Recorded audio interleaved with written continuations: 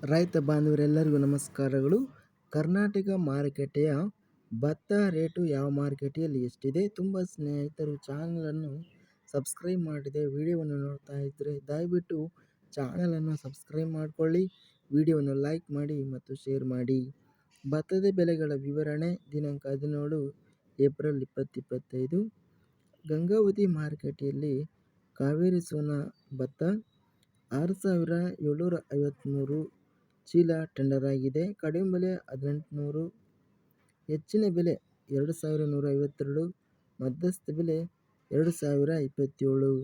ಗಂಗಾವತಿ ಮಾರುಕಟ್ಟೆಯಲ್ಲಿ R&R ಹೊಸ ಭತ್ತ ಕ್ವಿಂಟಲಿಗೆ ಹೆಚ್ಚಿನ ಬೆಲೆ 2,529, ಮೀಡಿಯಂ ಕ್ವಾಲಿಟಿ 2,373, ಮಧ್ಯಸ್ಥ ಕಡಿಮೆ ಬೆಲೆ 2,200. ದಾವಣಗೆರೆ ಮಾರುಕಟ್ಟೆಯಲ್ಲಿ ಸಾಧಾರಣ ಭತ್ತ ಕ್ವಿಂಟಲಿಗೆ ಕಡಿಮೆ ಬೆಲೆ 1,962, ಹೆಚ್ಚಿನ ಬೆಲೆ 2,825, ಮಧ್ಯಸ್ಥ ಬೆಲೆ 2,380. ಬೆಂಗಳೂರು ಮಾರುಕಟ್ಟೆಯಲ್ಲಿ ಭತ್ತ ಒಂದು ವೆರೈಟಿ ಕ್ವಿಂಟಲಿಗೆ ಕಡಿಮೆ ಬೆಲೆ 2,000, ಹೆಚ್ಚಿನ ಬೆಲೆ 3,000, ಮಧ್ಯಸ್ಥ ಬೆಲೆ 2,500. ಮಾನ್ವಿ ಮಾರುಕಟ್ಟೆಯಲ್ಲಿ ಹಳೆ ಸೋನಾಮಸೂರಿ ಭತ್ತ ಕ್ವಿಂಟಲಿಗೆ 2,900 ರೂಪಾಯಿ ಇದೆ.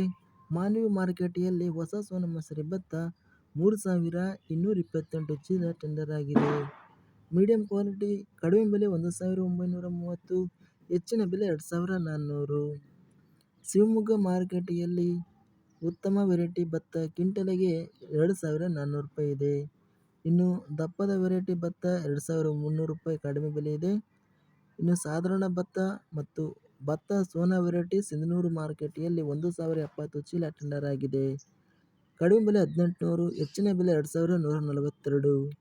ಭತ್ತದ R&R ಹಳೆಯ ಭತ್ತ ಸಿಂಧನೂರು ಮಾರುಕಟ್ಟೆಯಲ್ಲಿ 2,720 ರಿಂದ 2,950 ರೂಪಾಯಿ ಇದೆ. R&R ಹೊಸ ಭತ್ತ ಸಿಂಧನೂರು ಮಾರುಕಟ್ಟೆಯಲ್ಲಿ 8,183 ಚೀಲ ಟೆಂಡರ್ ಆಗಿದೆ. ಕಡಿಮೆ ಬೆಲೆ 2,200, ಹೆಚ್ಚಿನ ಬೆಲೆ 2,690.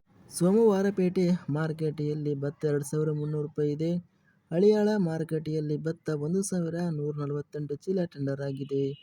ಕಡಿಮೆ ಬೆಲೆ 2,150, ಹೆಚ್ಚಿನ ಬೆಲೆ 2,500. ಇದಿಷ್ಟು ಕರ್ನಾಟಕ ಮಾರುಕಟ್ಟೆಯ ಭತ್ತದ ಬೆಲೆಗಳ ವಿವರಣೆ. ಇಂತಹ ತಾಜಾ ಮಾರುಕಟ್ಟೆ ಬೆಲೆಗಳ ವಿವರಣೆಗಾಗಿ ನಮ್ಮ ಚಾನಲನ್ನು ಕೂಡಲೇ ಸಬ್ಸ್ಕ್ರೈಬನ್ನು ಮಾಡಿಕೊಳ್ಳಿ, ಪಕ್ಕದಲ್ಲಿರುವ ಗಂಟೆ ಸಿಂಬಲವನ್ನು ಪ್ರೆಸ್ ಮಾಡಿ.